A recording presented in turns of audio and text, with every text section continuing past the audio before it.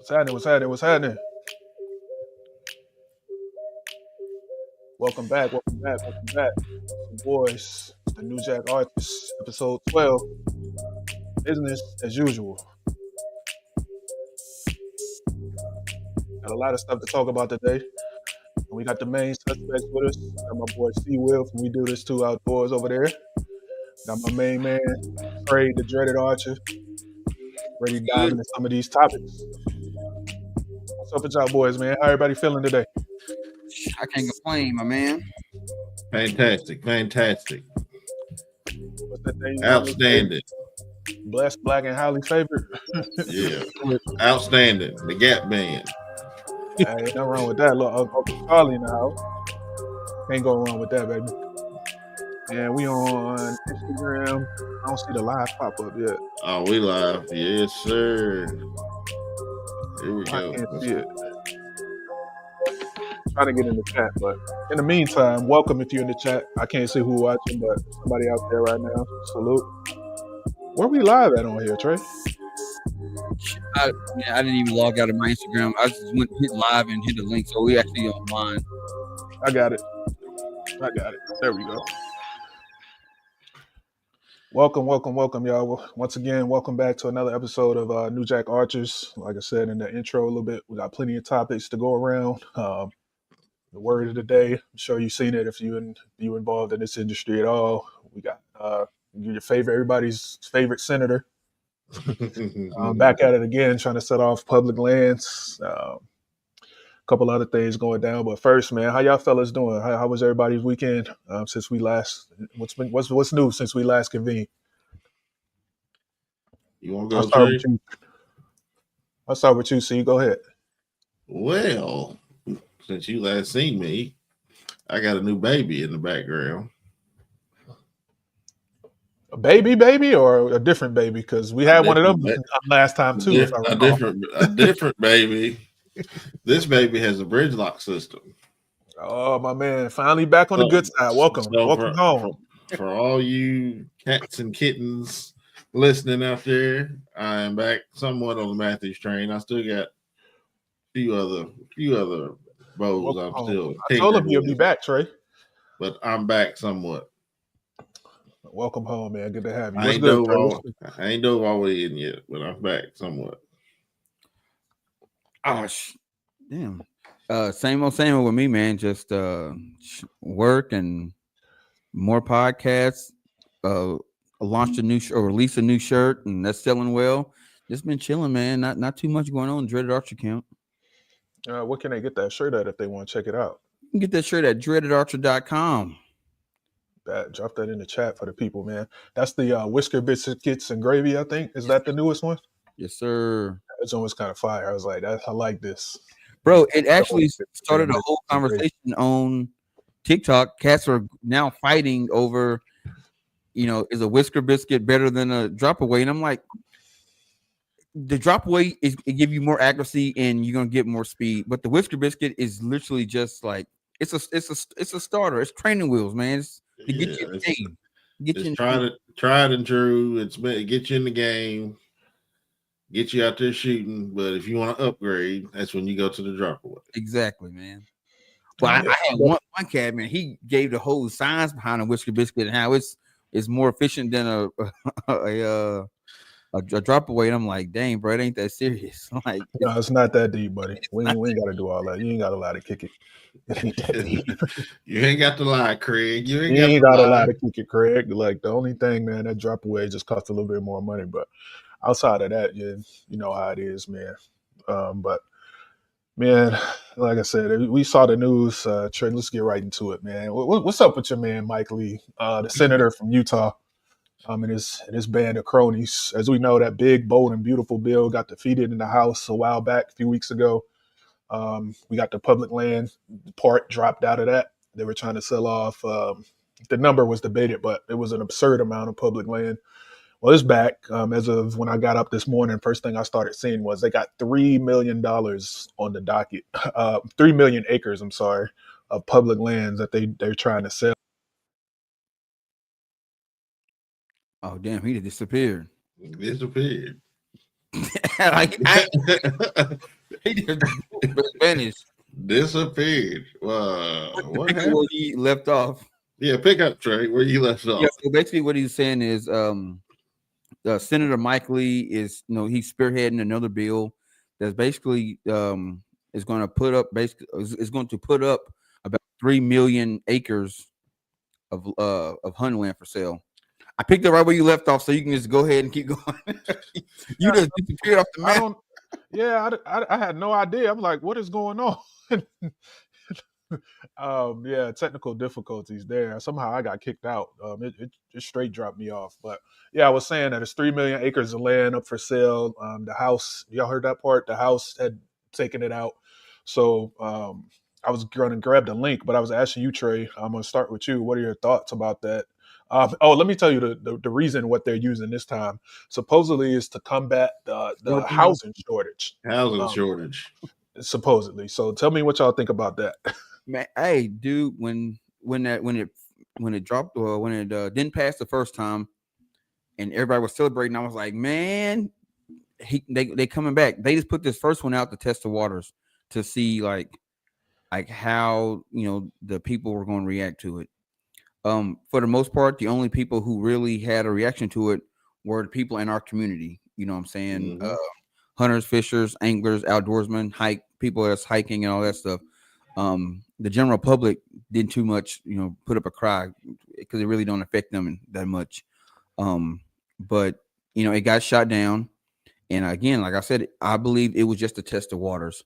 And then boom, wake up this morning and they're back and they just went back, refined it. And I honestly believe this particular bill they proposed, they already had it drawn up.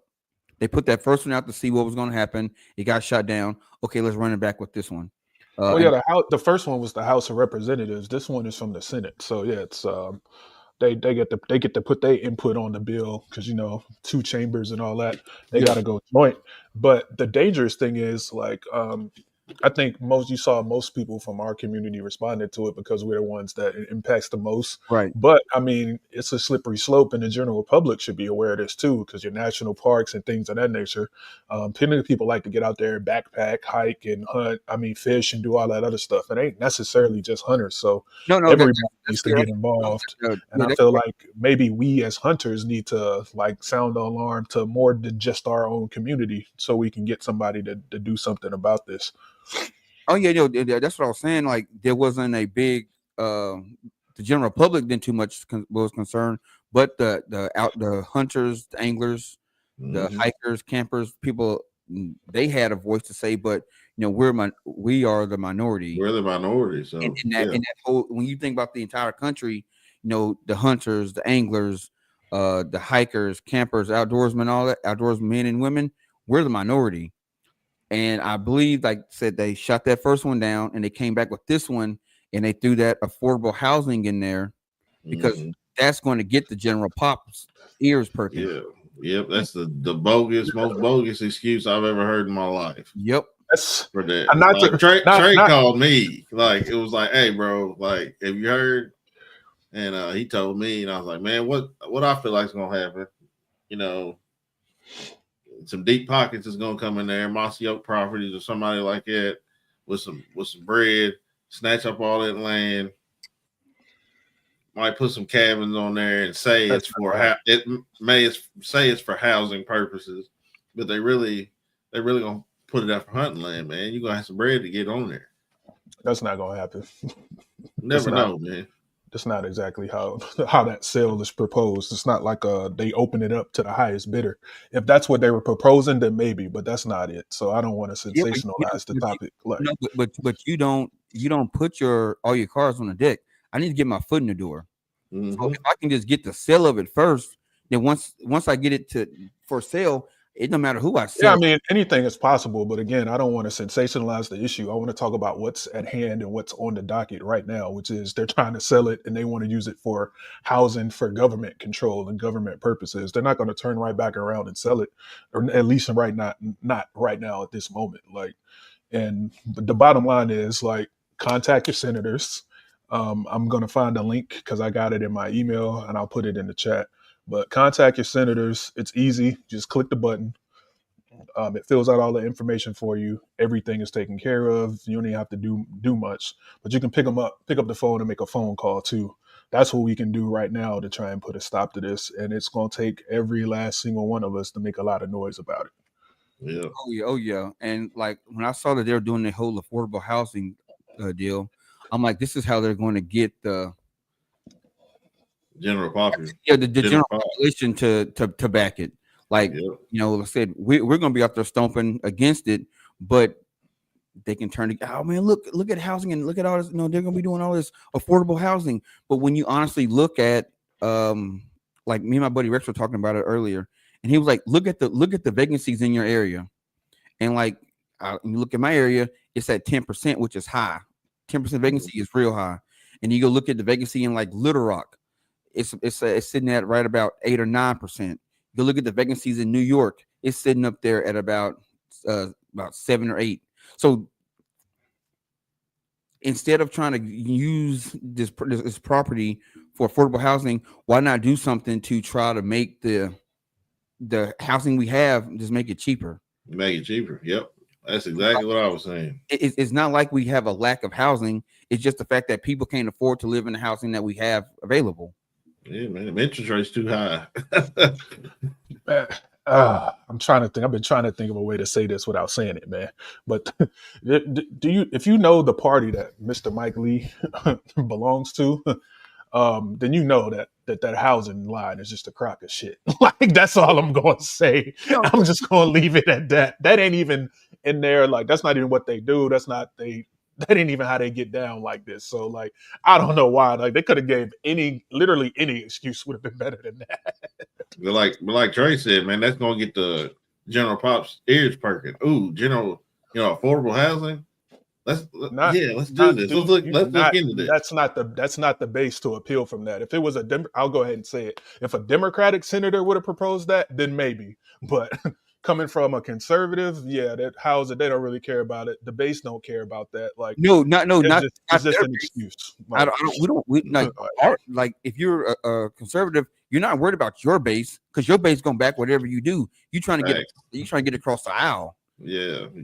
I understand that, but like most people, like your average person ain't keeping track of what's going on both aisles. You got to think about the common citizen here that we talking about. Like they'll look and see, oh, this dude's a Republican. I'm not even listening to anything he has to say anymore. Like it would have been a much more effective tactic, is what I'm saying, had they introduced it from or at least with bipartisan support. Like I don't think it passes. I hope it doesn't. And again, there's avenues to take action. I'm going to put that link in the chat, because, man, Mike, he just got to be stopped. And Utah, stop voting for that motherfucker. Like, let's start there. Like, get him out of here. Like, get him out of here. He keeps showing you who he is and what he's about time and time again. Stop voting for him. Like, that's how we really can stop the threat right there. In Utah, conservative state?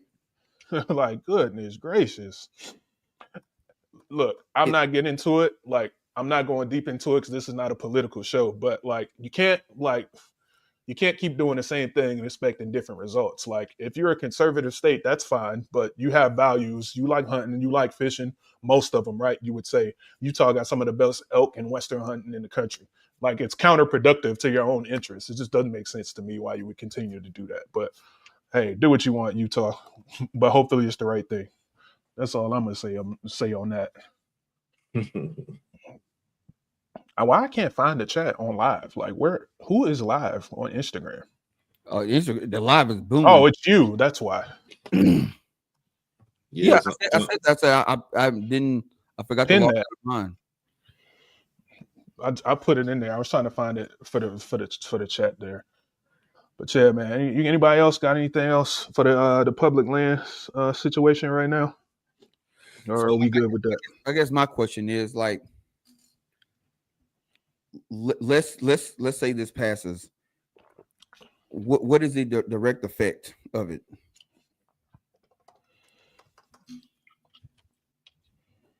Where's my page? Hold on. Give me 2 seconds so I can find that page again. I got too many screens. I got too many things going on right now. I mean, but the most immediate one is would be I think the president that it sets like, hey, public lands are for sale now, and it could be a free for all. It could very easily turn into a fire sale. That's for me personally first concern number one. Like, because once you have president, like then you don't really got a leg to stand on. It's like, well, we've done it before. We can use whatever excuse, and then opportunities become less and less and less, and that's the problem. Immediately is access and opportunities. You're losing.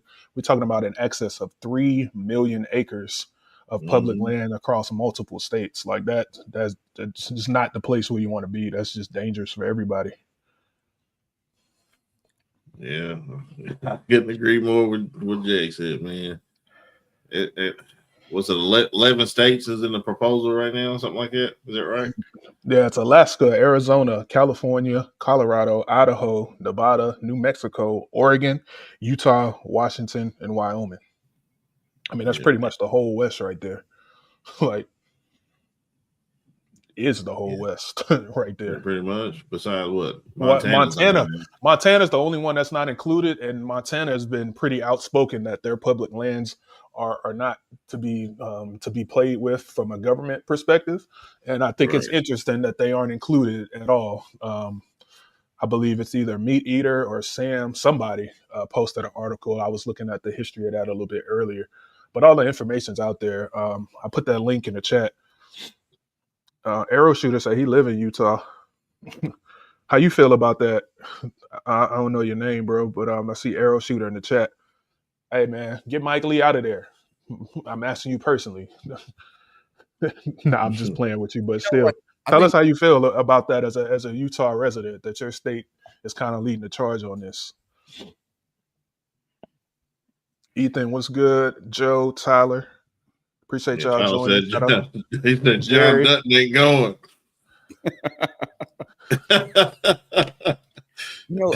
I think one thing I would like to know, and I haven't seen it anywhere, but like, what kind of backing does he have as far as like what other senators are in support of this bill, or is it just him that's just leading it, and nobody else is really too much concerned about it? Yeah, I haven't seen anything about that either. I'm sure he's got some other people back. It's a committee. It's a committee, and he's the committee chair. So he's the leader for this group. I don't know who. I don't have the list of who else is involved right now, but I know he's pretty much the front man for it because he's the chair on the committee that reintroduced the proposal. The National Resources Committee, and he's the chair, like Jay said. So, pretty much whatever he say, they gonna back him.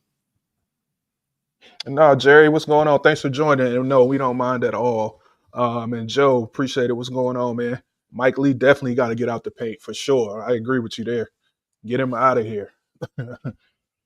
Yeah, but but in addition to just selling off the millions of acres, it's going to reverse that decision that prevents the construction of that private 211-mile Ambler Road on Alaska's Brook Range, with the potential to impact the caribou herd up north. And it said it'll require new oil and gas leasing in the Arctic National Wildlife Refuge, and it eliminates reforms that curtailed speculative, non-competitive leasing of public lands for oil and gas development. So that, to answer your question, that's some of the additional impacts that we got coming up.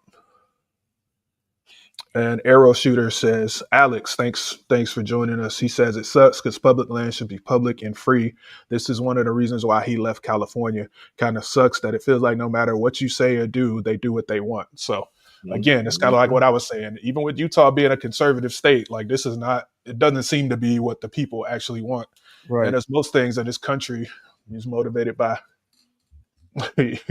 money. I'm sitting there reading this article here, and it says that Steve Daines and Tim Shealy, they are senators in Montana. They helped carve out Montana because Montana was in it at first, and they helped carve out Montana. That's the article I was referring to earlier that I saw. I read up on that. I couldn't remember their names. Structure and oversight to provisions. So they was like, yeah, hey, we'll help you do it, but you got to slide us up out of there, Joker. We ain't doing part of this. Joe, what's up? You get us on out of that. You got a question, bro? Yeah, Joe, what up, man? He got his hand up like he had a question or something. Like we in class. Yeah, like if you just say it, I will get to it if you got something. Go ahead, Joe. And yeah, again, appreciate the support, Jerry. Hey man, speaking of, since I see my guy in there, if y'all need a saddle, I just dropped that video on the Equalized Outdoors channel today. Got a nice we all got custom saddles from Jerry over at Custom Gear Modifications. Give him a shout, man. Oh, yes, sir. Off season coming up. It's a perfect time to experiment with stuff like that. So if you get a chance, man, go ahead and holler at Jerry. Let him hook you up. Tennessee's finest. Oh, you say he waving. It ain't look like a wave. It look like a hand raise. Maybe I need a bigger phone. Okay, so it ain't just me. But yeah, so again, like I said, I'm just really concerned about the example and the precedent that this would set if this somehow does manage to pass. But what I really unrelated, kind of, but I wonder if that suppressor language is going to stay in there because they snuck that in the House. So shout out to them for that. Hopefully that passes. We can just go buy our suppressors off the shelf. No tax stamp, no more, none of that stuff. Man, you know how dope that would be. That's super dope.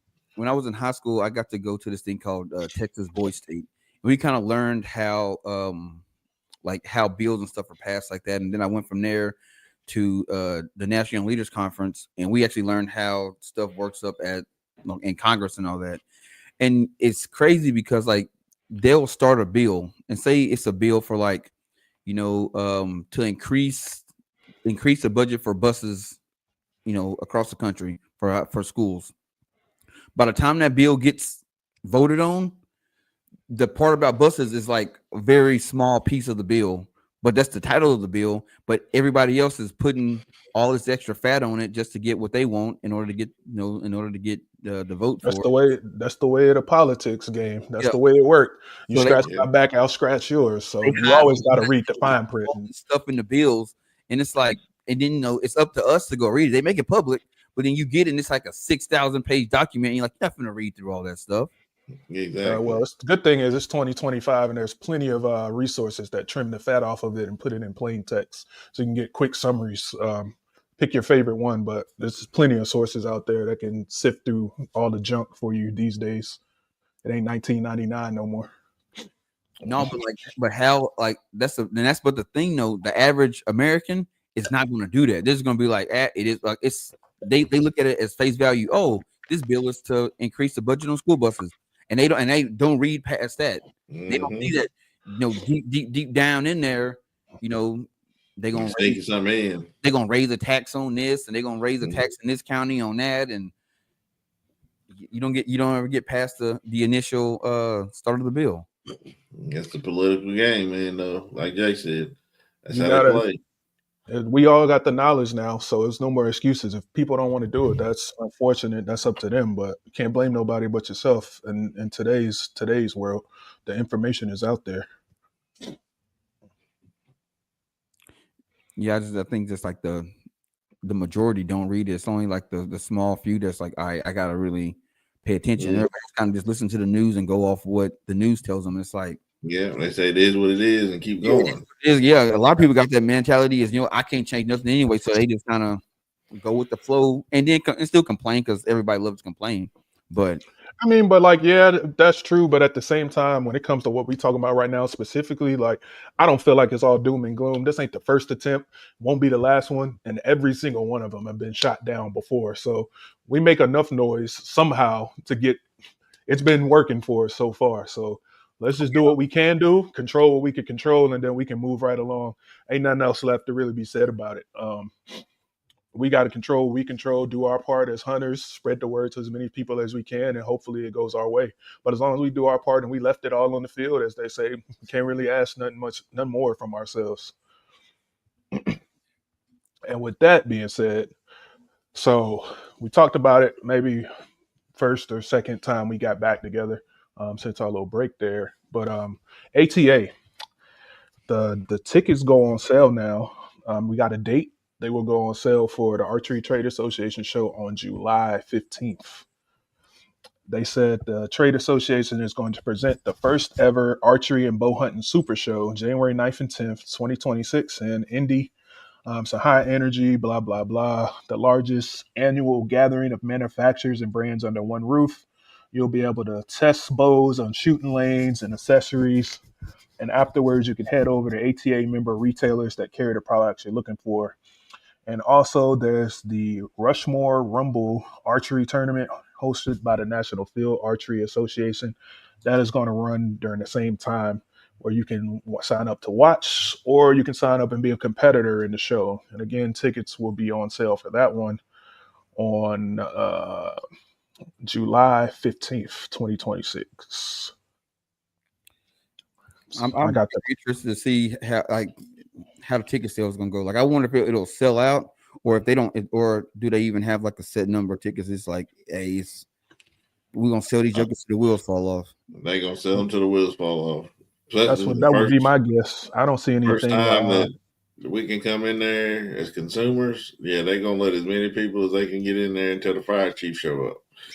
It says, so right now, if you buy before December 31st, 2025, this is the early bird pricing. Again, before December 31st, 1 day pass is $25, 2 day pass is $40. Kids ages 6 through 14 are $10 with an adult, and 5 and under are free. After December 31st, 1 day pass goes up to $30. The 2 day it's $50. Still 10 for no changes for the kids. But the 1 day pass goes up by $5 and the 2 day pass goes up by $10. And again, those sales open on July 15th. So they still have 2 days. How much media passes were? Yeah, hold on 1 second on that. What was the old one, Trey? Do you remember? Oh, what the price for media? For media, it was up there, wasn't it? $600. Yeah, I believe it was something like that. Yeah, but that's $600. But you also, like, you're a member of the ATA, so that's your membership fee. Right. Yeah, it's a membership fee. So, actually, looks like it went down. So right now the media rate is $250 for media. Archery service professionals is 150. Nonprofit and government is also $250. Outfitter and guide is $250. Sales is at up to $1,200, and supporting is anybody else in the industry is all $250. So those rates have gone down a lot as well from the $600 it was for the media pass last year. So I wonder, how are they going to stop? Say you just get a general ticket and you walk in that joker with your camera, like, are they going to stop you? No, I mean, like, so what it is, there's 2 days of it that are still members only, the 7th and the 8th. So like you can't come in with the ticket. Like you have to have a media pass or whatever. I'm talking about those 2 days. I'm talking about the general, like the general pop day. It doesn't matter. That's what I'm saying. Like the general days are open. This only will apply for the first 2 days of the show where there is no general public. So to get in the building, you have to be an ATA member on the 7th and the 8th. It's open for everybody on the 9th and the 10th. You can bring your camera. That's not what the media pass is for. That's what I was asking. It's for the first 2 days. That's what I'm telling you. I know that. That's not what I'm asking. Well, what are you asking? You said, what are they going to do? Stop you from a camera? No, you can bring a camera. On the day that the general population get in, you can bring a camera. Cameras. I answered you. You can bring your camera. That's not a media pass. That's what I was asking. I answered the question. Yeah, but you was talking about the 2 days that I don't give a fuck about. I was talking about the general pop days. And I answered the question though, and you still asked it. So if you didn't hear me, that's one thing. You've been argumentative the long way. All it was is, hey, dude, yeah, the general pop days, you can bring a camera. They're not worried about that. I was worried about, because some places you can't bring a camera in and general pop because they want you to have a media pass. Yeah, it doesn't have any restrictions for the general days. I'm looking at it right now as we speak. There are no restrictions that I see on here. You can bring them in, but yeah, that's it. A whole lot of cameras that day. God, it's gonna be. I want to know, Yeah, but camera. what I can't find is who's going to be here. Oh, they probably won't know that until They probably won't know that till later on later on in the year. in the Because year. they had like that little sponsor section that we looked at last time, and I don't see nothing. Yeah, that sponsor section's gone. Because they So said in the press release that it's the largest collection ever of yeah, manufacturers, blah blah blah. Like Matthews, who else wasn't there last year? Trey, somebody else we missed Matthews when wasn't we there. looked through it. Voight wasn't there. Boyd wasn't there. PSE wasn't there.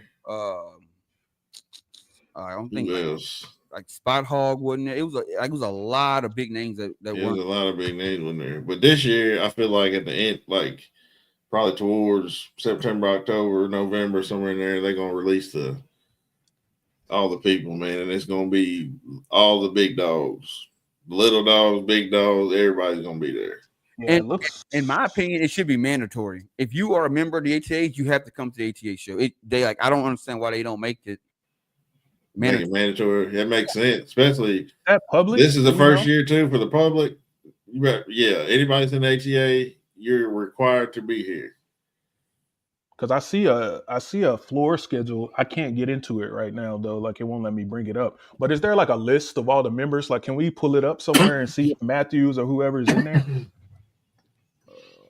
No, that I don't know. Because I can't find it. I'm looking, but I mean, hopefully it works. Like, hopefully it works. Because you got, let's see how much it costs to exhibit at the show this year. Become an exhibitor. Because that was like $600 too. Because I remember we talked to Dustin and he was saying how expensive it was, right? So it looks like for if you want a booth this year, it's $2,000 for a 10 by 10 booth space. There's an additional charge for corner spaces, and you can increase your space, but basically you have to buy another 10 by 10. And if you want a shooting lane, it's $1,500 per 10 by 30. If you want to pull up and have people shoot your bows and products at the show. And it says that complimentary passes come with the exhibitors. So, I mean, they trying to do some stuff. It seemed like everything we talked about and wished that they would do, like they did it. Because they were saying last year, like they had to pay. So you get 2 badges, and then you can get an additional badge for $150 per. What y'all think gonna happen? Oh, I got the floor plan here that's got some of the sponsors on it already. Yeah, mine won't open. I'm looking for the sponsors right now. All right. So you got, good God Almighty, Expedition got a whole corner. So you got Expedition, Killer Instinct, the Outdoor Group, By Shot Archery, Pure Archery Group. PSC has 2 corner booths. Bear has 1, 2, 3, 4 booths. Morel Targets has 2 booths. Barnett Crossbows, Steamboat, Ronhart Targets, Black Eagle, America's Best Bowstrings, Maverick Hunting, Hawk Sports, Archery LLC, Boning Company, Trophy Tree Stands, 10-point crossbows. Morel Target has a bigger booth. Looks like this probably one where they're gonna have like actual targets in. Faradyne Outdoors, Magnus Broadheads, Pine Ridge Archery Products, ACU Archery, Latitude Outdoors, Archery Tooling Concepts, True Ball and Excel Archery, Gaz Strings, Bloodline Fibers, RSI Outdoors, Stand Outdoors, Delta McKenzie. Bear has a big booth. I think that's going to be one where there are probably a lot of chest bows. Cooler Bucks, Black Eagle, Archery Time, and Dark Owl Archery. Shout out to South Dakota. Summit Outdoors, Bushnell, Millennium Outdoors, Irish Setters, Midwest Land Group, Pistol Creek Outdoors, First String, Next Gen Hunting Blinds, Rambo Bikes. I mean, it's a lot. It sounds like a lot in January already. I don't know why I didn't do this. I could have just did this right here. A couple of bow companies. Yeah, just share the screen. I mean, you can just look at the floor plan right there and see how big it is. You on the ATA site, right? Yeah. It won't let me open it on the drop down for whatever reason. But yeah, you can kind of see how big that is. Yeah. That joker is going to be it's look like they're gonna do their thing on it. I mean, you can speaking of the space, right? Like and the manufacturers along that lane. Who was that introduced that bow the other day? Was it you that sent me that, Trey? Yeah, Truth Archery. Truth Archery. Come on, that bow, or talking about the wasn't it Prime? Didn't Prime come out with a new one and somebody else? Prime came out with a Form 30. And wasn't it Hoyt that came out with a new bow too? And then Hoyt came out with the I can't find it. I can't find it. Hoyt bow. But Prime came out with the Form 30. So you compare it to the regular one. What's the deal with that? It's basically just a shorter axle to axle. So that's all they came out with. Is that bow wasn't carbon, was it? Yeah, it's carbon. It's got the carbon rods that are exposed. Got those rods, and now they've got these wraps these people are making for those. So we could get like Dreaded Archer, New Jack Archer. We do this too, like wraps around those little carbon bars. Like the ones that we put on the end of the arrows to just wrap them around your bars instead? Yeah, basically. Yeah, people are making those wraps for those bars now, so they're kind of swagging out their bows a little bit. It makes them, I mean, some of the ones I've seen, they look pretty dope, just depending on what color the bow is, you know what I'm saying? Yeah. That one somebody sent me the other day was kind of like, it was kind of fly. Yeah, they made a red one. They got a red one out that it just came out with. And people's like wrapping those. You know, it's something I wouldn't go hunting with personally, but you know, it's a dope concept. It was a dope color. So Hoyt came out with the Dudley bow. Oh, I don't know if I saw that one. Yeah. Let me find You seen that? You seen that one, Trey? Yeah. The Dudley bow? It's the Dudley. It's I don't know. I think I might have missed that one. No, cold. Super cold. Is it on oh man, I can't find it. It's on Knock On's page. Let me get on Knock On's page. Yeah, I'm on here right now. It should be on there. New arrivals. Man, I've got like, I don't know what's going on with the connection. Like for me. Yeah, it's like it's like a Ninja Turtle green. Yep. It's the Alpha AX2. Yeah. Can you find it, Trey? I'm trying to look. I'm not seeing it on his website. Tyler told me my Starlink is down. He might be right. Like it's not working for me over here on the backside. I can't pull up nothing. I got you. Like not a single thing. But they dropped 2 new bows, kind of off cycle, right? So what do y'all think is behind them dropping the bows in like an off cycle time period? I'm like, man, just to give people time to test it out. I mean, September's coming pretty soon. I mean, it'll be here before you know it. So give people time to test the bows, test them bows out, see if they want to take them out in the woods or not. You know, that Dudley bow, man, I feel like they dropped it just simply on GP just because it's Dudley. He's got the mark on the the Ninja Turtle green. It's kind of his thing. So they kind of made a bow for him for people to buy. But gotcha. So here it is right here. Is it on the screen? Let me see. Yeah, okay. There it is. A limited time run to Grinch. Grinch green. Yeah. Grinch green. That thing's clean. You shoot that with a pair of Kobe's. That'll be the Kobe Christmas Grinch shoes. Oh, that'd be fire. That would be fire. John ain't gonna have no. He don't know nothing about them though, but that thing He might. look kind of interesting. People like it surprised you, man. He had on some ones that Tech a couple years ago. If John Dudley come out in the Kobe Grinch Christmas shoes, I'm gonna do something crazy. I don't know what it's gonna be, but we'll think of something. We will think of something if he come out in a pair of the Kobe's. Yeah, he had the breads on. Man, come on. He knows shoes. Then if he got talking about the 11s. No, not the breads. Oh, I was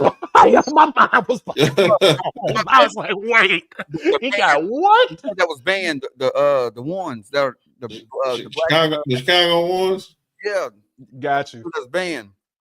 Oh man, yo, that's when my brother got to talking. He was like, "Hey man, I'm liking them shoes." You had me, dog. I was like, what? Bread. No, Dilly might seem like me. If I wouldn't have seen him in the ones, he like a Team Jordan guy. Nah, New Balance. Them what you call them joints Forrest had on? The shoes Forrest Gump was running in. The the Cortez, Nike Cortez. Yeah.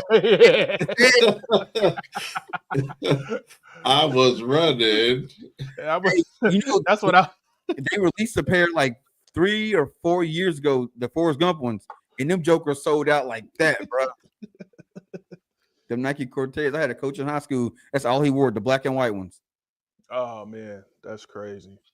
But at first when I saw that companies were releasing bows off cycle, I was like, man, this could be a bad sign. Like, maybe sales are down. They're trying to, capture some share of market and get profits up. But it's like, I kind of gotta agree with Courtney. It's like it's a slow time of year. Everybody's coming off that tack high. Honestly, if thinking about it, if I was a bow company, I think I would release a new bow at tack, like during the tack season, because now you got a huge archery group of guys at that event, and they're there for archery. Yeah.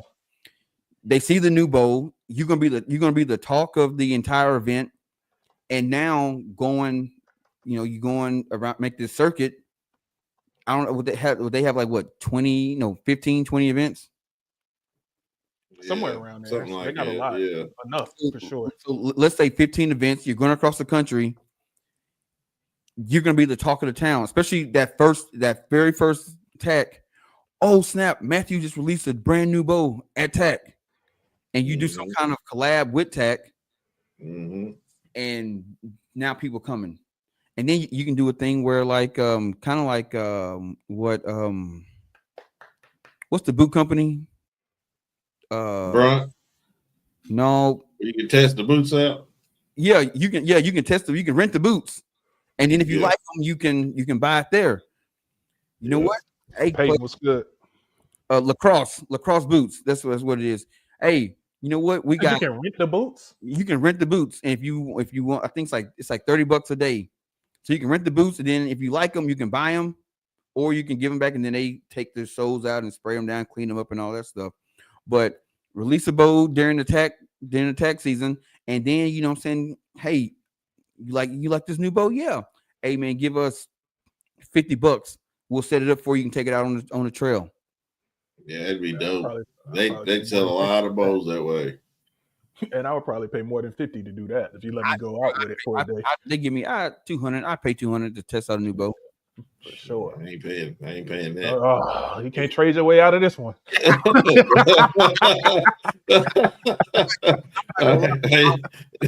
ain't paying that. $50 is about it. And then Courtney gonna show up with a bag of corn, bro. And a couple of chickens. What can I get for this? Out my face. Get out my face, man. But no, hey, but I mean, like I said, I'm gonna agree with C. Will. Hey, man, it's a kind of a lull in the year. Man, drop something big, and then you throw that limited edition. Yeah. Anybody on the fence gonna get it, because if I don't, I might not get it. I might not have an opportunity to get it again. So it'd be looking like that. That Bottomland Ultra View release. Ain't never even seen one on the street. That thing came out. I ain't seen one. Ain't none. There's none to be had. I swear, the people that bought them literally bought them and put them up. I ain't seen one in a while. None of that. Bro, not one on the classifieds. Nobody selling one. Nowhere. Hey, Archery Talk ain't got none. Nobody. I ain't seen one. Nowhere. And then I think the only one me and Jay seen, we got on my Facebook, and I think it was Instagram. That one shop had one. Yeah, that one shop had one left. They had one that sell, and they had one left, and they made an Instagram post, and I'm sure it got snatched up. And it was like a few weeks ago, because we both found the same post. We was looking for it. Bad. But like that limited edition, that what they call small batch runs, man, it's becoming a hit because like Dowd Archery did it 3 times. They did the all white proof, it was gone. They did the bottomland proof, and then they did one 2 weeks ago. It was the first light. The first light. First light. Yeah. Bro, gone. FOMO, man, fear of missing out. People don't. They don't want to have it. They don't want to, like it. And it worked because I was sick about that bottomland one. I really didn't think it was gonna move like that because I told you since I got the release, I got the pre-sale email. I was like, I was debating, tossing it back and forth. Mistake. I don't even shoot a thumb button, and I wanted it just because it was bottomland. Bro, we were told bottomland ain't nobody gonna use no bottomland, boy. Man, I don't think he said bottomland 3 times since that episode. Because everybody started doing everything in bottomland after that. Matthew, all the big companies that he said was too big and too bougie for bottomland started doing bottomland things. That was funny. Hey, he don't put bottom of land in the same sentence. Nope.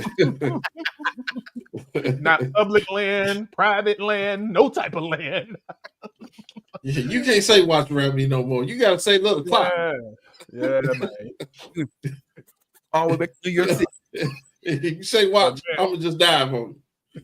But Courtney mentioned something about September earlier, and that got me to thinking, man. So just go for y'all in the chat too. September, is the start of elk season, most Western hunting season. Some get started a little bit early in August, but what y'all got planned for September? What's the deal? I know the draw is pretty much wrapped up. What's everybody's status for the year right now? I'm gonna be in Colorado, and I got a wedding to go to. But the main thing is getting that elk in Colorado. It's an archery tag, right? Nope. I'm gonna be in somebody's dove field the first 2 days of September. I might be coming down there with old Joe, Outdoors in Color. If my dove sunflower field don't come in, we might have to make some moves, but I'm gonna be in somebody's dove field. Tyler said he's gonna be in Kentucky and Missouri for deer and doves. C. Will gonna be in doves. Trey going to elk. I didn't draw nothing. Surprise, surprise. Because if it wasn't for bad luck, I wouldn't have none. The secondary coming up though. Speaking of Tyler, next time you come to Kentucky, don't hit me up. We're gonna have words. I'm talking about on site. Uh-oh.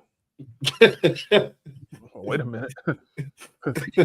On site. I gotta wait. I gotta wait on the chat response for this. On Instagram anymore, in lieu of the incident that happened in Vegas last weekend. What?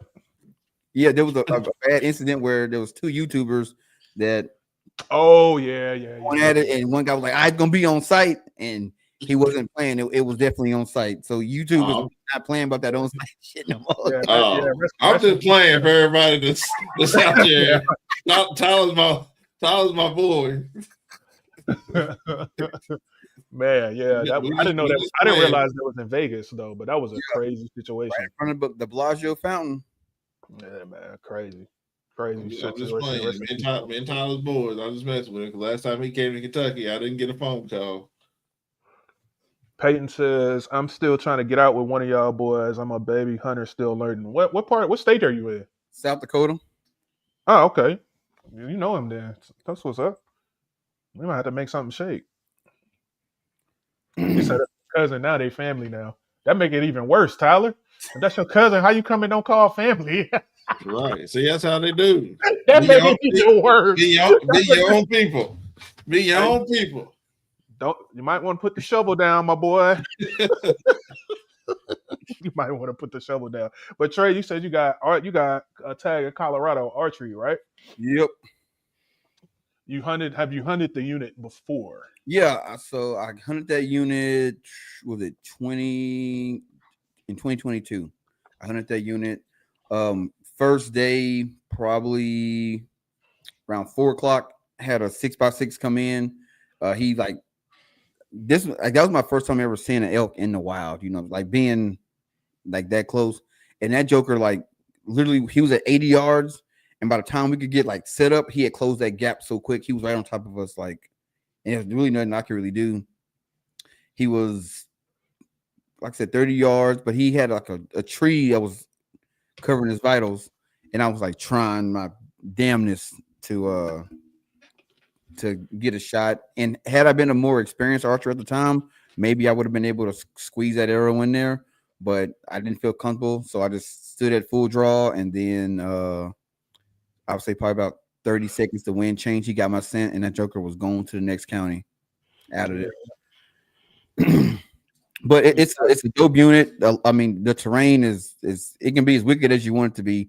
If you want something that's flat, you got flat. But if you want to get up in the mountains, you can get up in the mountains. It's a real diverse terrain in Unit 62. So I'm super excited about it. My buddy was thinking about calling one of the biologists and seeing what kind of weather they've been having. Is it been a drought year, or y'all getting a lot of rain, stuff like that? Because that's going to change the whole way your whole strategy when it comes to hunting. So if it's a drought year, you want to find water, stick close to any kind of water. If it's a wet year, you're gonna be on your feet moving around. So you just gotta figure out what's going on. So speaking of strategy, right? Like, what's your approach like as far as scouting and getting prepared for September? Because we're about, give or take, a little bit less than 90 days. Just on the quick math there. Are you planning on doing any boots on the ground scouting, east scouting? Run us through a little bit of that. It's gonna be mainly east scouting because my schedule won't allow me to get out and do any boots on the ground. So a lot of east scouting. I know one night, me and you were looking at Onyx, and you were sharing some waypoints and stuff like that. So we kind of just looking at that. And then I got a couple homeboys that live in the area, and they said they're gonna go out and they'll be in that area anyways doing some scouting. So it's like, yeah, we'll look at send us some waypoints. We'll look for stuff. I'm not gonna send my waypoints, but I'm like, this is the general area right here, man. but yeah, I might send you some waypoints after I leave. But the number one strategy that I'm going to take in this year that we didn't do the year we went is, like, once we get on elk, stay there. Don't get discouraged and leave, because that's what we did. Like, that first day we saw that elk, so the next morning we went back to that where we actually camped out there. And we walked around, called, didn't hear nothing, no calls back and nothing like that, and got discouraged. Like, man, elk gone. So we just packed up and dipped out and went to another trailhead, and we should have stayed at the trailhead, because even though they weren't there that day, what's to say that we wouldn't have a shot? At least we saw elk there, because once we moved, we didn't see another elk the rest of the week. So don't leave elk to find elk. I guess that's got to be tough. Yeah, but because I guess it's just lesson learned, right? Because I can see why you would have moved if you thought you might have blown it, like, but you just never know. Yeah. Like, you got to go with the gut. The thing is, he was alone. Like, he wasn't with his harem. He was just a lone bull, and he was young, so he was just on a little stroll and just happened to come across us. So I didn't feel like we blew it. It was just one of those things where we were both new, like, first time Gotcha. elk hunting. Man, spent the whole day, didn't see nothing. Well, let's move. And I think it was the wrong call. And when we was heading back, we was like, we shouldn't have left. We should, at least we knew there were elk in that area. Yeah. So for sure. Listen, learn. So once we find elk, stay in that area and just put all the eggs in that basket, and just give it the old college try, man. That's all you can do. Hunt from as much as you can. Give it all you got. Yeah. Don't like none of this. I'm gonna hunt in the morning till noon. No, it's all day to the sun up to sundown. And what about gear wise? You doing anything different with your bow setup going out there, or are you going into it with what you got?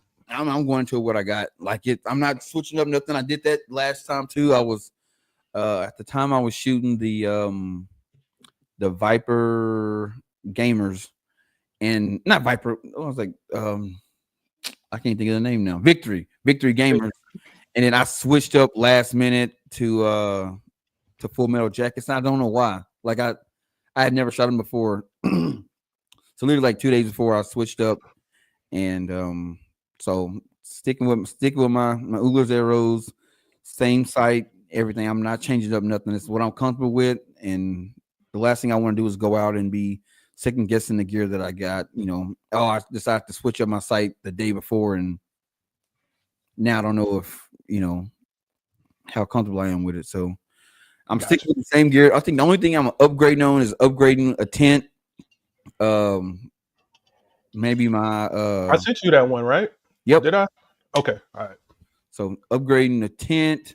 Gonna upgrade my boots. I'm getting some new sheep feet molds for my insoles because I got flat feet. So if I don't have any, heard about those. Yeah, if I don't got no good insoles, it's over with. And if you ever been elk hunting, hell, any kind of spot and stock, if your feet is sore, it's a wrap, player. It's a wrap. If your feet get wet or they hurting, it's a wrap. So slew foot. Yeah, exactly. Hey, yo, don't get me started, man. ChatGPT wrote the most legendary story in the world.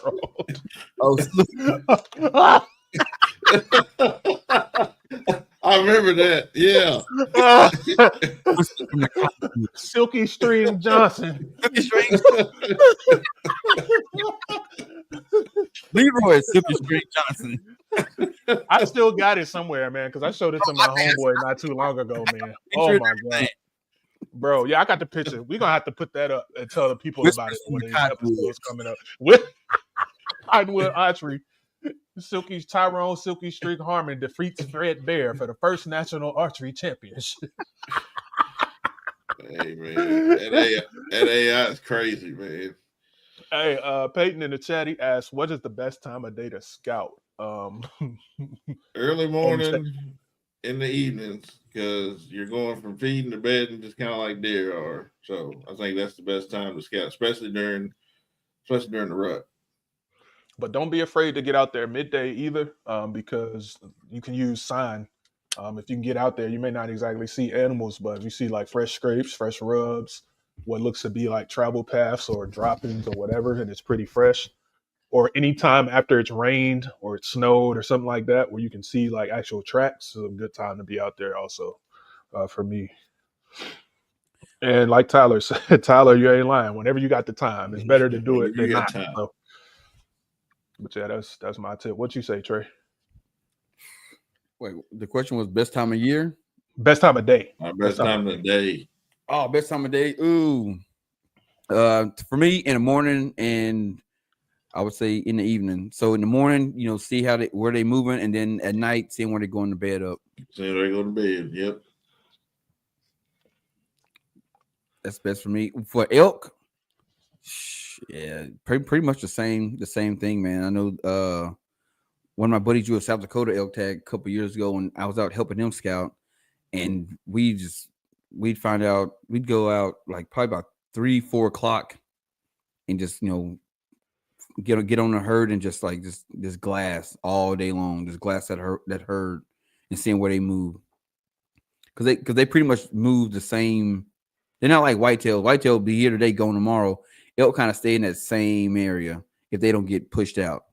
Yeah, it's like once they migrate, they kind of like hang out in the area. As long as they got everything they need, they ain't really in too much of a hurry to get up out of there. It don't seem like. Yep.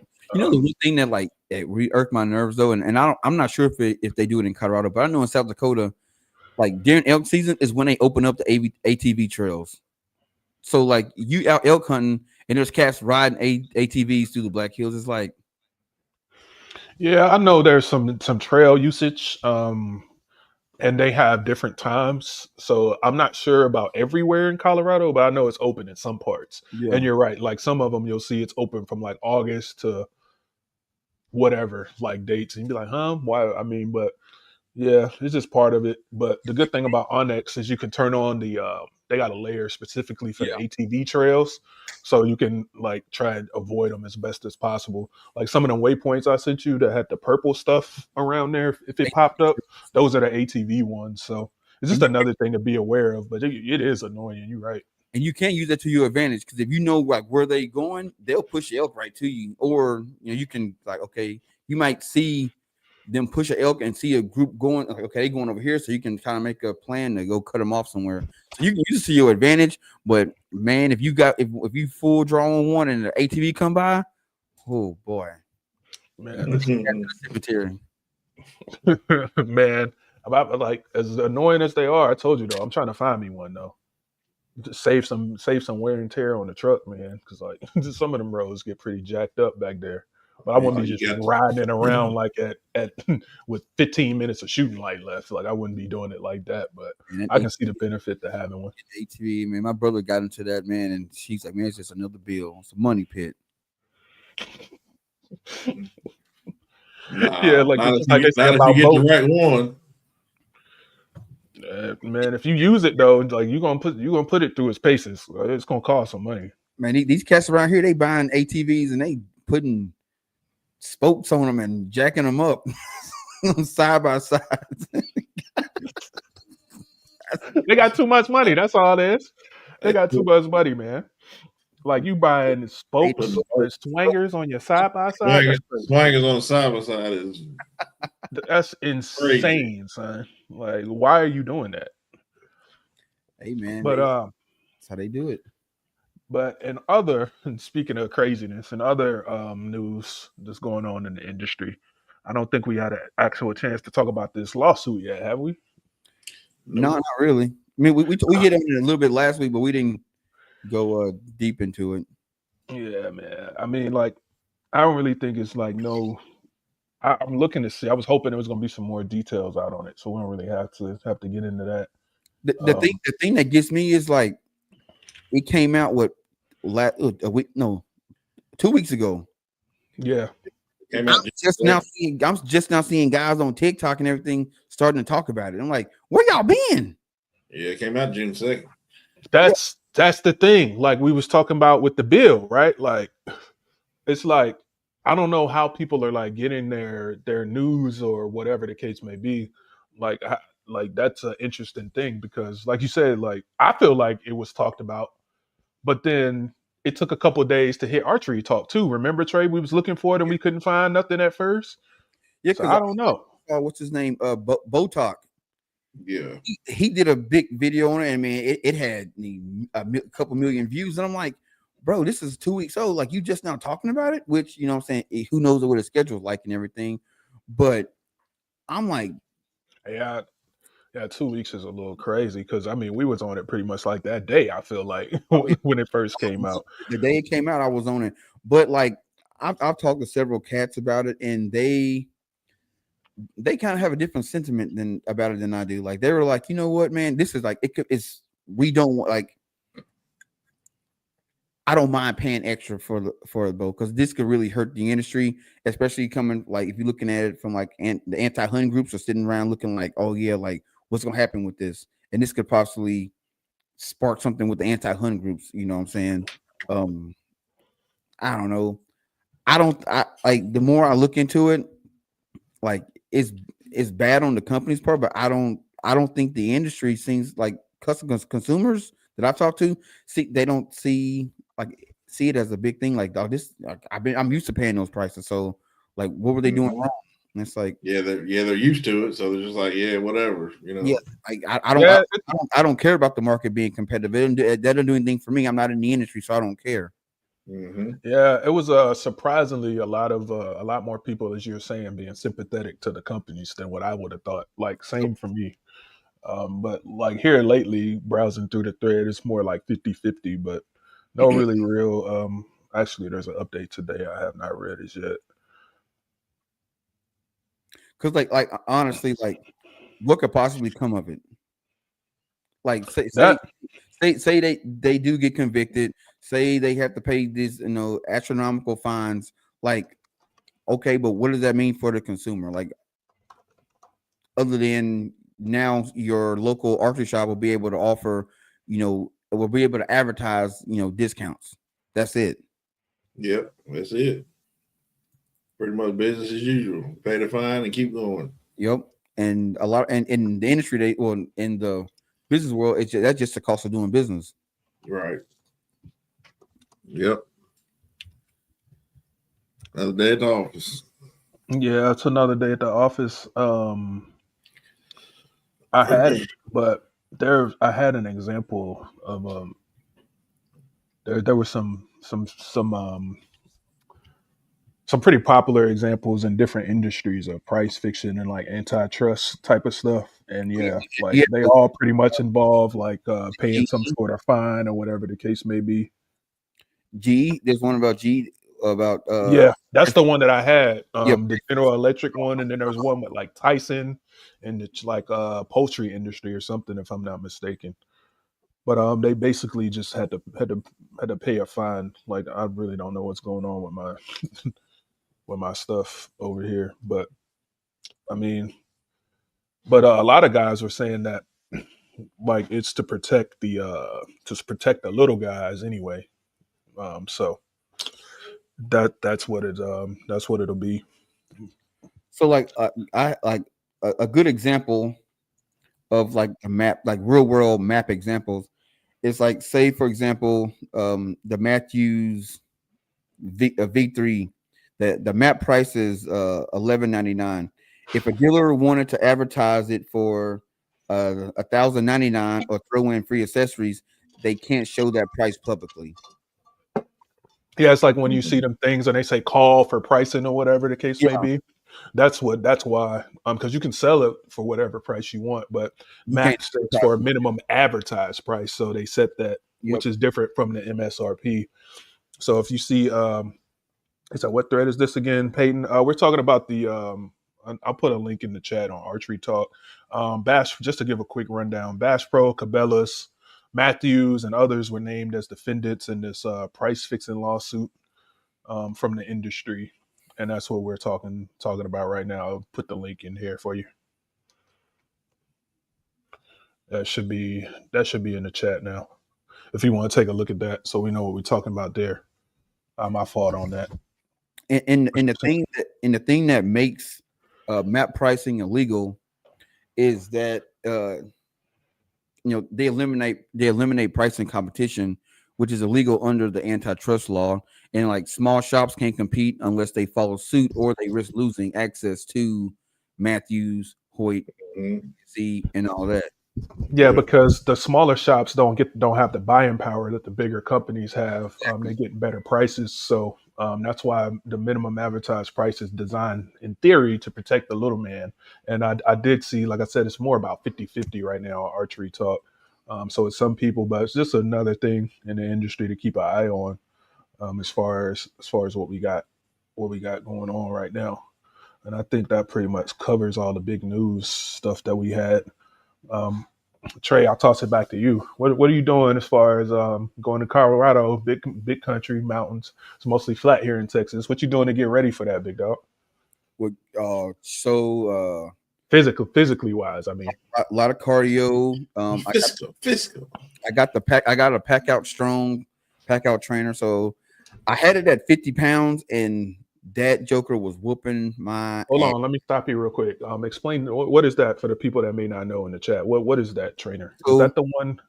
So the pack out strong, pack out trainer is it's a plastic mold that's in the shape of a elk quarter. You can fill it up with sand, water, dog food, rocks, pretty much whatever you want to get the desired weight that you need. And you can put it in your pack on the meat shelf, and then you just go hiking with it. You can work out with it. I do a lot of over the head presses, just carrying it back and forth. Like I do a little bit of everything with it. Step ups with it. I put it in my pack. I do step ups on my plyo box. Get on the treadmill, walk with it, hike with it. I mean, it's basically training you for the pack out. You following like a specific program, or you coming up with this all on your own? No, I got a program for Hunt, Lift, Eat. They have a whole bunch of workouts that you can They get you ready for the mountain. You tell them what you want, and they have a workout that's designed to get you ready for that particular hunt.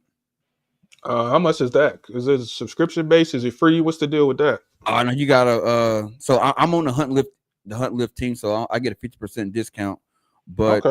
the workouts are, I want to say it's like 127 if you don't get the discount. Okay. So the one I'm doing is called the TYR Mountain Prep. Oh, I'm actually wrong. It's 150. But I'm gonna pull it up on the screen real quick.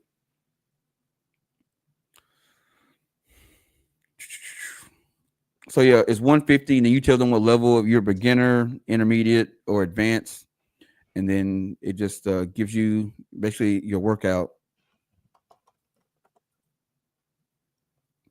It has your workout, the times you need to do, the reps, and all that. So it's a schedule. It's a 12-week program, and it's no joke, man. It is no joke. It definitely pushes you to the limits. I wonder if they do any type of. That's what's up. I didn't know they had one. The one I was familiar with is Mountain Tough. There's Trey in the gym right there. You said what there? So that's Trey in the gym right there. Nutty Professor. Other dude on the other side working out. I can't see what you're talking about. Oh, I see it now. Now I can. No, man, I get in the it was crazy. It's like also I have this altitude trainer, so I wear it, and it like right now I got it on setting 2, and it really like makes you focus on like controlling your breathing and everything, because you breathing through a hole that's like this. That's one of the masks with the little vents on it. Yeah. Okay. Now, will it get you prepared for altitude? Hell no, not at all. But it does help you control your breathing. But I'll tell you right now, there is nothing that's going to prepare you for the elevation unless you go up in there and work out in the elevation. Boy, you ain't got to tell me. I'll never forget the first time that daggone ramp dropped on the back of that C-17, and I was in military shape then, stepping off at Bagram in Afghanistan. Felt like somebody kicked me in my chest. I couldn't breathe to save my life, and I was in shape. Now dragging my 3 bags across the ramp, man, it was nuts. Now, if you have access to like when I was in college, we had this. It's like a room. I forgot what it's called. It's talking about a hyperbaric chamber. Nah, it's kind of like that, but they can basically like say you were going to go play in Colorado. They can change the altitude in that room, so it'll make the air thin and all that stuff, and you can work out in there. So it's kind of similar to it, but it's probably something bigger that y'all had. Y'all had that D1 money, man. Oh yeah, the big money. But yeah, you sit in it, and they switch up. They either raise the altitude or lower it, and then you would just you can work out in there. But really, you just sat in there and just learn how to breathe and control your breathing and not start hyperventilating and shit like that. So if you had access to something like that and you could train in it, oh yeah, you'd be ready to go. But like a decompression room or something, kind of like it's almost like an airlock. It sounds like when you equalize the pressure between stuff. Like that's a dope idea. Like I'm surprised like that's not more common actually. I think it's expensive. it's like I'd say it is expensive, man. Because like honestly, if someone could I have a sauna in my house. If you could take something like the size of a sauna, but make it like that where you could change the altitude in it, and you could put a treadmill in there or put a exercise bike and work out, man, you make $1 billion. Boy, hey, we gotta stop giving away every time we get on here. We gotta stop giving away all the good ideas. That man got sauna in his house. Every hunter who could afford it would have money. If you are a backcountry hunter and you go to Colorado or you go anywhere up in the mountains, you would have in your house. Give me a Stairmaster in that room. Yep, and I'm in there. Put your pack on and I'm Gucci. Let's go. This is what I'm surprised hadn't happened yet. That somebody who's like deep in the outdoors hasn't come out with a gym that was like focused on just that. Like we have the workout programs and stuff, but like there's not like a gym out there that's like, I guess, commercialized. There might be like small ones. I'm sure Elk Shape has one somewhere. He does. He does. He got one in his house. He put Yeah. like one of them. I can't think of the. I don't want to say canopy, but it's not like a tent either. But he built one at his house. Yeah, All of his videos are done there. Because him and all his neighbors, when I had him on the show, he said all his neighbors come over and they have access to it. They can work out. But if you had like a commercialized gym that was like, focused on like hunters, like you can go in, they got trainers that's gonna get you ready. You tell them what you want to do. Hey, I'm going to Colorado. I'm in this kind of shape right now. I want to be here by this date. And boy, that's a good idea.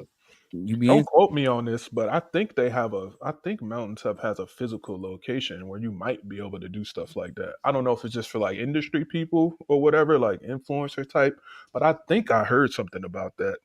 Or people like actually going there in person as well, and doing some of the training. Again, don't quote me on that, but maybe it might just be for employees or whatever the case may be. But I listen to so many podcasts, I couldn't even like quote the source of where I got that one from right now. Yeah, they have the Mountain Tough Fitness Lab. Okay, yeah, that's what I was. But I think that's for industry people. Maybe I'm not sure if that's public or not. But I'm sure you pay a membership though. Yeah, I'm not too sure about that, but it would be nice though. That's the closest two things that I know of, like what Trey is saying.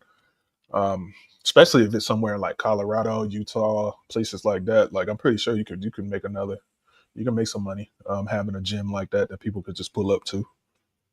Yeah, they got a big facility. It's I just found it. It's I don't think it's open to the public. I think it's like invite only, but they do like fitness challenges and shit there. Like, yeah, I know on certain.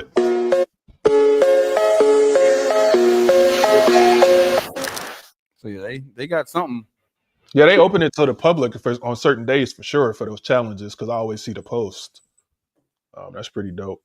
They also have a free trial you can use too for anybody. Target reference point says trekking poles will help a great deal with packing out. Being able to pull through the climb will take stress off your back. Yep, I got some of them too. Yeah, that and a well-fitting pack too. Because I'm telling you, I've never really realized how much they hated me until I put that Stone Glacier pack on. Man, night and day difference with the belt sizes and the curve, like matching the curve on my back, and them having the different frames. Never been able to carry heavy weight so much easier now. Like that makes a lot of difference. But see what you got going on for. I know you got deer coming, working on your dove fields. I'm still a little bit of ways off. When's your archery opener for deer in Kentucky? Is that September 1st or y'all are October state? We're September. Yep, September. So we get out there probably opening day, dove season. I think that usually falls on Memorial Day weekend. Labor Day is what you meant to say. Labor Day, not Memorial Day. Yeah, Labor Day. So we usually get that Monday off. So I'm gonna probably get some deer hunting done that Sunday or Monday. Just been doing a lot of e-scouting. I got on Onyx, got on YouTube, watched some videos because I know there's a bunch of stuff on Onyx that I don't know how to use and haven't used. So I kind of put myself through a tutorial, find out some different things you can do on Onyx, and just been e-scouting, making sure my trail cams and stuff's good. And then as soon as August 1st hits, we can start baiting again here in Kentucky. So I got a few feeders I got. Gonna start feeding in and see what happens. Gonna start feeding in. So that's on your place there at the farm, right? Yep. So how many feeders you typically put out? Like how much corn would you say you go through? Is that what you do? You use corn first of all, for example? Yeah, I use corn, and then I got a cousin, man, that lives about a hop, skip, and a jump away from me. She's got a big acorn tree, and as soon as them acorns start falling, she puts them in this big bucket for me, and I'll take them out there and put out there. Because as we know, as deer hunters, if you got an acorn tree and them acorns start falling, they ain't really got to leave the woods. So, and I hunt mostly open fields on my farm, so I got to do what I got to do to bring them deer, keep them deer coming. So, I use a lot of corn. I usually put out 2 feeders, one on my place and one on my buddy's place. That's the next county over, so I can kind of hop, skip, and jump. See what the movement is on both farms, so kind of make a decision where to go that morning. Gotcha. And so I know you got the new bow. Is that what do you want to tell them what you got? Because you ain't supposed to say it at the beginning off the top. Well, for those who don't know, me and Matthews had a vendetta against each other for a little bit, but I got back on the vendetta. I don't think they I don't think it was a one-way. It was a one-way vendetta. Yeah, not with each other, but I was not. I didn't like Matthews for a while, but I ended up getting a new Lift X. So I'm gonna be putting it through its paces here in a few weeks. Getting it all set up. So I don't know exactly what I'm gonna be taking to the woods just yet because I love my Bowtech. It's shooting darts right now, so we shall see. Go ahead and get that Lift X ready. Put the Oolers on the string, and do your thing, man. Oh yeah, that Oolers is definitely going on the string. Yeah, shout out to Dustin, man. Shout out to Dustin. I don't know if he's in the chat tonight or not.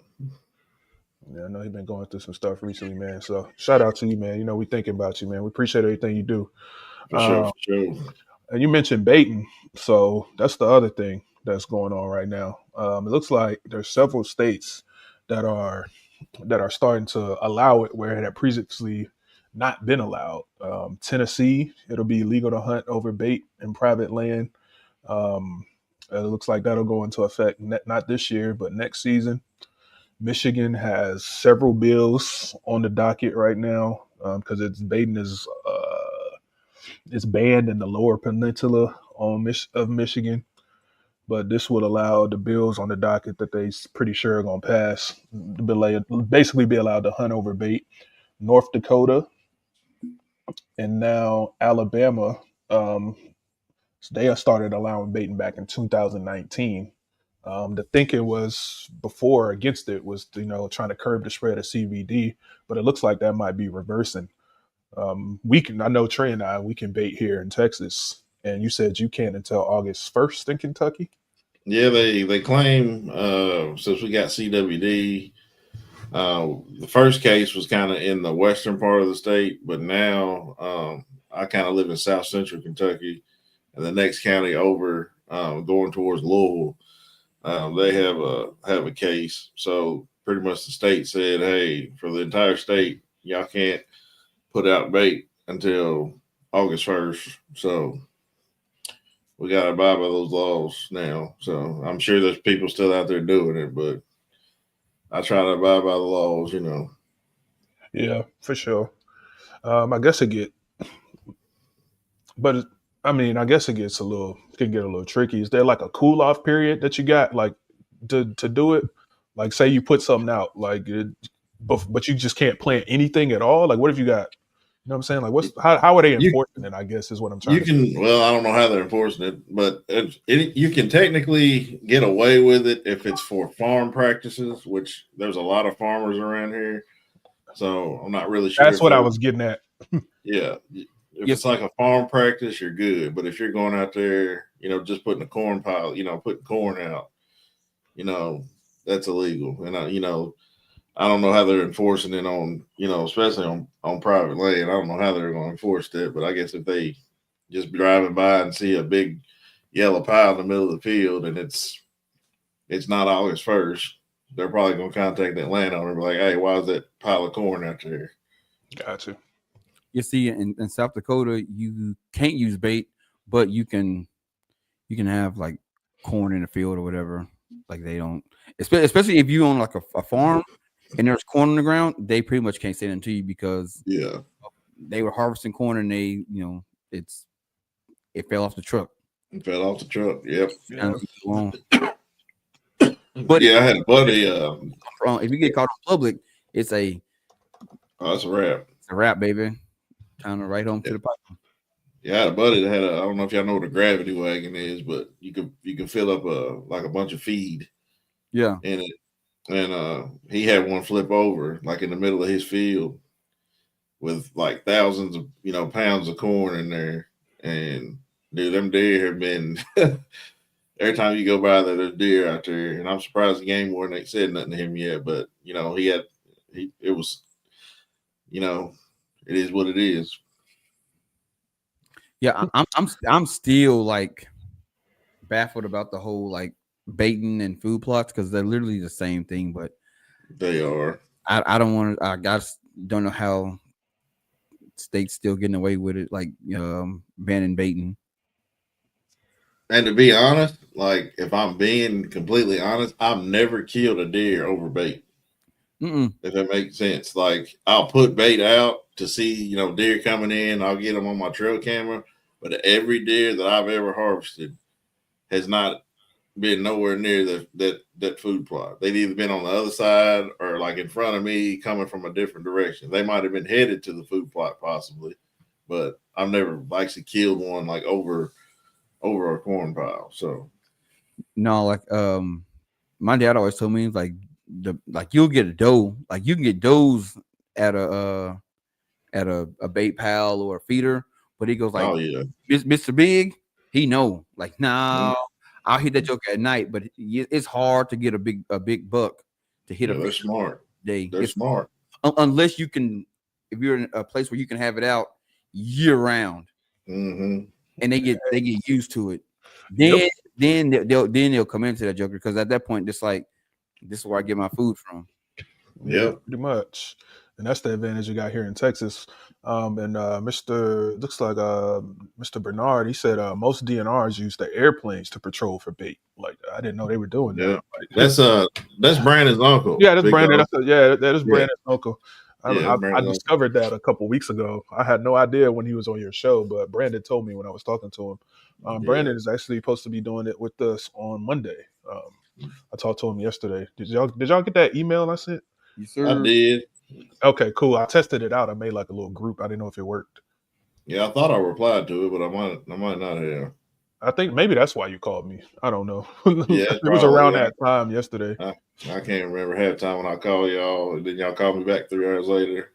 I can't remember either. My brain getting bad. Shit, Trey, is that a bottomland hat Trey rocking right there? Yeah, you got a bottomland hat on. Like a shark or something on there? I don't know what's on there, but I thought I missed some new merch. Like, oh, his Starlink went out too. Yep, look like it. Uh-oh. Nah, if his went out, we all out. Yep.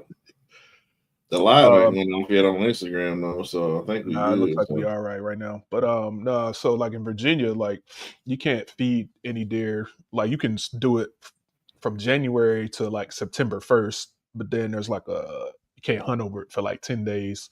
And in some counties it's illegal all year round, but food plots are good to go. So I don't even typically mess with it. Like I said, I got the travel quarter, as I said, and we talked about it on your show a couple weeks ago. But I got that. It's a nice little location over there. Need to get over there, trim some stuff back, check on my tree stand. So, and where you hunt in Virginia, like, is it, because when I think of Virginia, I think of Appalachia, like Eastern Kentucky, and then down. Is it like where you hunt? Is it mostly mountains, or is it kind of like rolling hills like we got here? It's like right in the beginning of. It's still mostly flat for the most part, with just like a bunch of hardwood and pine. To be honest with you, open fields, hardwood and pines. Because like I said, I got the thick pines on that would be the eastern side, and then on the northwest side is pines, but then southwest and northeast is a road where the oaks come in, almost like a X. And like I put the tree stand, it's like right in the middle. Hey, we got you now. Hello. We got you now. Can you hear us? Can y'all hear me? Yeah. Yeah, can you hear me? We're having technical difficulties tonight, y'all. Bear with us a little bit. It happened to me earlier. That was not. It was static. Can you hear us now? You muted. All right, can you hear us? All right, but yeah.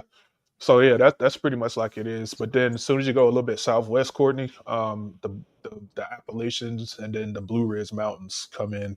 Yeah, the But Blue like, and a Ridge. lot of the pubnik that I like is down in that corner of the state. I like to call it like towards the toe part. If you look at Virginia, it looks like a foot with an ankle on the map. Going down that way, the terrain gets pretty good. Yeah, But I got where a I'm at is homeboy, right in man. the south.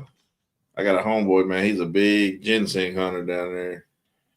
That man makes some. Well, he used to. I don't know if he still does, but he used to make some good money hunting ginseng down there. Oh man, Is that still a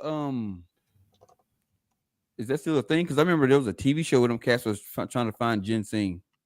It's still a thing. It's regulated pretty heavy here in Kentucky now, I think, where they pretty much tell you where to go.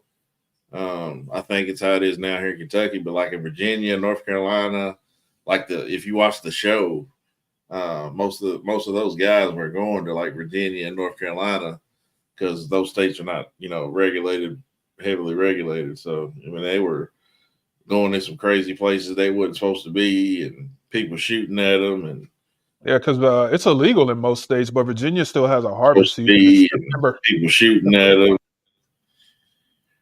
Yeah, Virginia still got a season from September 1st to December 31st. It's one of the more popular spots because in most other places it's illegal right now. Yeah, because I know that show. I used to watch that show all the time. Like the main guy, he would have to get like 2,000 pounds in a week to send to New York to his little plug or whatever, and he was always like, "Man, I don't have enough," and then he had to go to like his competitor dude and pay and get the money, and or pay to get the ginseng. Man, that show was crazy. Bro, it was like right up there with like moonshiners and all that. Moonshiners was my junk, man. I love that was my show, yo. Hey, I ain't gonna lie, because that ginseng show, bro, it'd be like you said, we gotta get 5,000 by tomorrow, 5,000 pounds, and they like, how much we got? Oh, we got about 300, and somehow, actually got 5,000 pounds.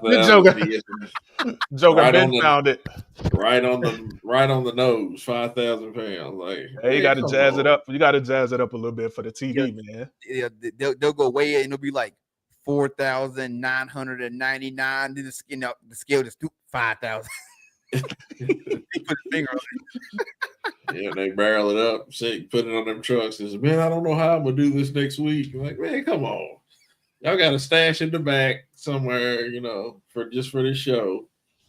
But yeah, you gotta jazz it up a little bit for TV. You know how? Yeah, he caught it. He probably caught it and then just kept it in the tuck. Like, yeah, like, yo, producer was like, hey man, we got to space this out a little bit. You're killing me, Smalls. Right.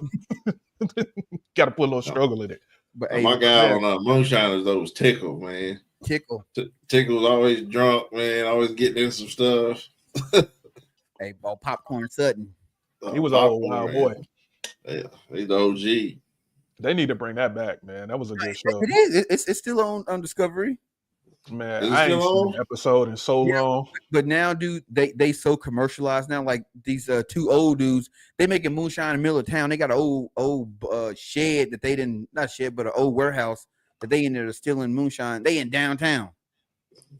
Oh man, yeah, it ain't like the old episode. No, it's all commercialized. And what's his name? The one dude that I'm about to throw this on tonight, boy. He all wear the overalls. He like got a whole like a real distillery. Tim's got his own distillery, yeah. He got his own distillery. He commercialized now. Like they all made their money. Yeah, the chat said they went Hollywood too. Yep, everybody tight. That's like y'all used to watch Swamp People. Hey, don't speak ill on my people, dog. I'm still messing with Troy, man. That's my man. Shoot him, Jacob. Shoot him. Shoot him, Jacob. Oh, it's a real tree shaker. Man. That shirt, my boy. Man, I can't tell what it is on that shirt, man. You said what about his shirt? Troy ain't changed his shirt since the first season. He spoke about that shirt. No, he spoke about it in an interview. Or a podcast or something. He said he got a whole bunch of them shirts, and the producers made him wear it because it was easier to make the edits if they wore the same shirts and stuff. So he was like, "It's multiple days. I got multiple shirts, but for editing wise, he was like, they made him like get a bunch of the shirt and wear it. He spoke about that somewhere before. If I was a company that made that shirt, I'm like, hey, bro, hey, send him a truck. Yeah, send him. He probably got a whole truck of that Izod shirt. It is Izod. You got that jump from Marshalls or TJ Maxx. He got that jump from the outlet. Izod, man. Burlington Coat Factory. God, dog. Man, I ain't seen Izod in a minute. They still make good? I don't think so, bro. No, I think they've been gone for a while. Yeah, Izod and Polo Association. Polo Association. Oh, get him out of here, bro. Polo Assassin. Like, yo, don't give me that. Don't give me none of that. I'm not wearing that, man. Like, now they in Walmart, man. USPS, they in Walmart. Man, come on, man. They are right there, right next to the FUBUs. Yeah, them knockoffs. No, it's probably real FUBU. It's probably like leftover stock. No, hey, Walmart got Walmart got they look like Jordan 4s, but they FUBU. Really? Yeah, they just I seen a pair. They got the little elephant print on them and everything. Man, I wish they come back out with that. What was the FUBU Platinum with the Fat Albert characters on it? Yeah. Oh man, they might. Everything else making a comeback. It might come back, man. It might. Man, FUBU, that was a time to be alive. Oh man, what a time! Yeah, FUBU, South Pole, Diesel jeans, Red Monkey. It was a nasty time in the world. No, it wasn't, man. Hey, that was a good Bro, time. some of that stuff we was wearing was crazy. Like Jabot jeans. Man, my t-shirt used to be just as tall as me. Like that was a wild time.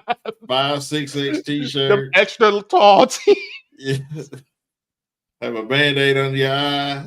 And I ain't never do that. Like, that like was Nelly. too much. Yeah, that was crazy. Jay. The vocal TikTok. There you go. There they go. Them ain't even the ones I seen. The ones I seen was like the blue with the little fake elephant print. Let me find them. How much then? Like $20? Probably $45. $15.99. You talking about these, Jay? Oh my god. Jay, you talking about these? Yes, dog. Them, and the ones on the right too. The ones on the right, they got one that's blue, and where the black at, they got the fake elephant print.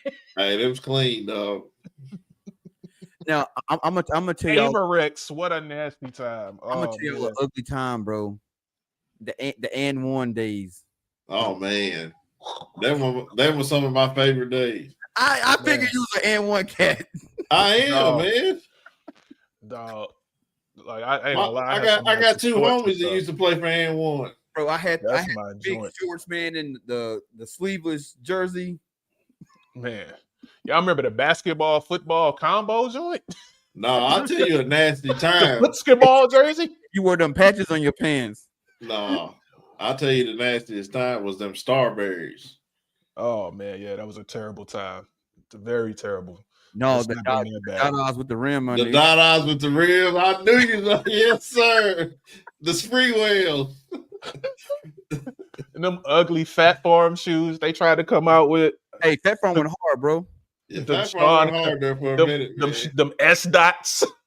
Yeah, I was wearing Rockaware guy though, man. Y'all remember lugs? Them heavy boots. Lugs, man. Funkmaster Flex, the driving shoe. Yo, dog. Them heavy lug boots, man. They added 4 inches to your verticals. You didn't even need no shrimp shoes. Them joints were so heavy.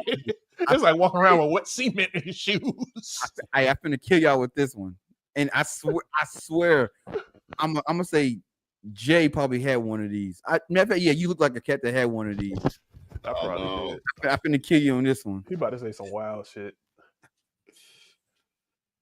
Oh, I definitely got one of them. I definitely got one of them. I knew that one, bro. I do that right now. I still put the beanie on the top of my hat right now. Oh man, you had the beanie with the brim, bro. That was nasty. Oh, for sure, for sure. That shit was nasty work. I think I even had a blaze orange one I found. I ain't lying. Oh man. My bad. Hey, Oh man. Bridge the Gap said, "Send me that link." Hey, nah, for real. That's childish. Stupid. Hey, bro, I'm gonna tell you, hey, I do that to this day. 2002 to 2007, man, that was a bad time for fashion and all that shit, man. What y'all know about them though? What? Boy, was it? What are those? They're the knockoffs of the LA Gears. How you got an LA Gear knockoff? Enough now. They're LA Techs. Enough now. They were $10 cheaper than LA Gears. Yo, dog, no. All right, yo. LA Gears is bad enough. We can't let them the get LA Techs. Then I had to work a little bit harder in the tobacco field to get them LA Gears because they was $10 more. Yo, dog, you killing me, bro. I can't deal. But hey, I can't deal with him. Me and my brother, we did a show where we went down like the fashion between 2000 and 2005, and bro, we was bad off, bro. If I could go back, what wasn't we? Man. Hey, man, 3 sizes too big. Enforcement was only like $60 then, though. We could probably do the same thing, camo edition now. Oh, absolutely. Like where we started at, like with the flannels and the jeans, to where we at right now. We can make a whole compilation. I'm gonna get ChatGPT to write me a story about it. Ooh, well, slew put. Yeah, man. I ain't gonna lie, bro. Back in the Gap, hey, Walmart had that shit. They don't got it. You talking about for camo? Yes, Walmart had that shit. That was like one of the only places I remember that you could actually get it from back in the day. It was around us. It was. Yeah, at least where I was growing up, it was same. Either it was Walmart or you had like a local outdoor store.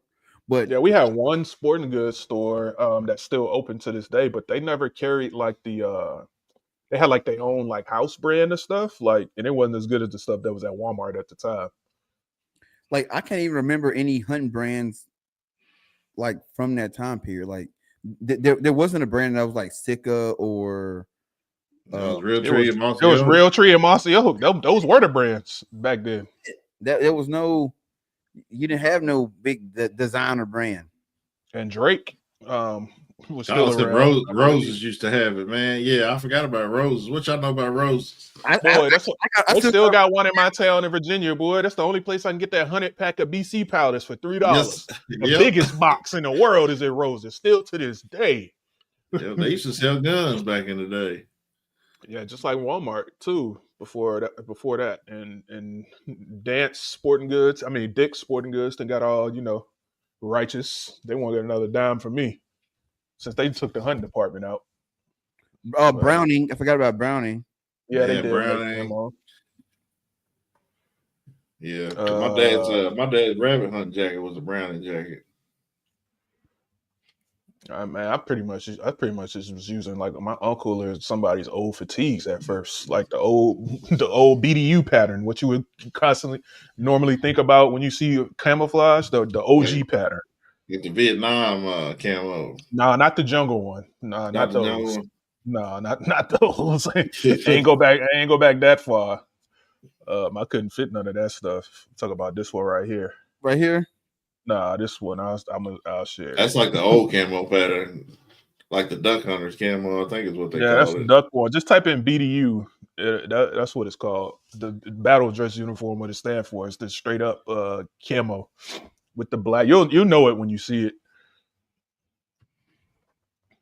Yeah, that's. I would say Carl Kanai. Yeah, he taking it way back. Yeah, boy. Nietzsche. Pele. Yeah, what? Oh, I see what you're talking about, Jay. You're talking about this right here. This right here. Let me see. Yeah, that's the one. That's it. Woodland camo. Yeah, that's Woodland it. That's camo, yeah. That's BDUs to me. It's the technical term for it. Like I actually got I got like one of those too. I almost sent it to Jerry, but I was like, man, that's my last one of those, so I didn't want him to, do that one up. I'm gonna send Jerry a Pele jacket. Yo, nah, enough. Enough now. Enough. I can't even. No, it's man in a tree with a pele saddle.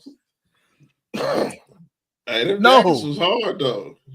Yo, enough, yo. It's been a real good show tonight. That's that Dipset joint. Yeah, Dipset. Yeah, Jim Jones stayed rocking one of them. It's been an amazing show tonight. I can't. Pele and Tim. Yo.